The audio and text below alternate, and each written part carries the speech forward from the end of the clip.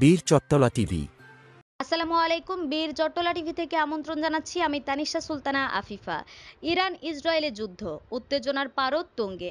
সম্প্রতি ইরান ও ইসরায়েলের মধ্যে সামরিক সংঘাত মধ্যপ্রাচ্যে নতুন করে উত্তেজনা তৈরি করেছে। ইসরায়েলে ইরানের ব্যাপক ক্ষেপণাস্ত্র হামলায় অন্তত ৩ জন নিহত হওয়ার খবর পাওয়া গেছে।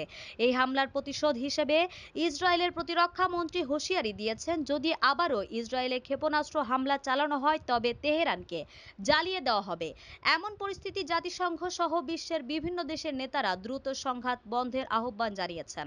হামলার নেপথ্য জানা গেছে, শনিবার সকালে ইসরায়েলের হামলায় ৬ জন পারমাণবিক বিজ্ঞানী এবং ২০ জন শীর্ষ সামরিক কর্মকর্তা সহ মোট ৭৮ জন নিহত হওয়ার প্রতিশোধ হিসেবে তেহরান এই ক্ষেপণাস্ত্র ও ড্রোন হামলা চালিয়েছে। ইরানের ছোড়া ক্ষেপণাস্ত্রগুলো ইসরায়েলের অত্যাধুনিক আয়রন ডোম ক্ষেপণাস্ত্র প্রতিরক্ষা ব্যবস্থাও পুরোপুরি ঠেকাতে পারেনি। হামলার পর বিভিন্ন অঞ্চলের ক্ষয়ক্ষতি দেখে বিধ্বস্ত গাজার প্রতিচ্ছবি মনে হচ্ছে।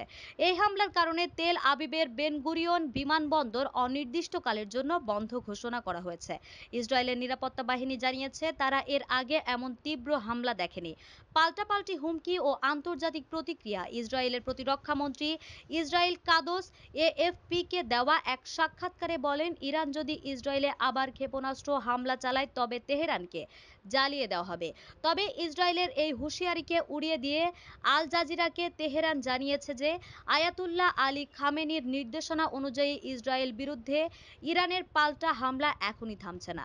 অন্যদিকে ইরানে ব্যাপক ইসরায়েলি হামলার পর ইরানের সঙ্গে মার্কিন পারমাণবিক চুক্তির সম্ভাবনা বেড়েছে বলে মনে করছেন মার্কিন প্রেসিডেন্ট ডোনাল্ড ট্রাম্প। তবে ইরানে পররাষ্ট্র দফতর দাবি করেছে যে পারমাণবিক আলোচনা বাধাগ্রস্ত করতেই পরিকল্পিতভাবে এই হামলা চালানো হয়েছে। ভবিষ্যৎ পরিস্থিতি। শনিবার ইসরায়েল একটি ভিডিও প্রকাশ করে দাবি করেছে যে তারা ইরানের ভূমি থেকে ভূমিতে নিক্ষেপযোগ্য ক্ষেপণাস্ত্র লঞ্চারগুলো ধ্বংস করে দিয়েছে। ১৯৮০-এর দশকের ইরাক ইরান যুদ্ধের পর এটি ইরানের উপর সবচেয়ে বড় আক্রমণ বলে মনে করা হচ্ছে।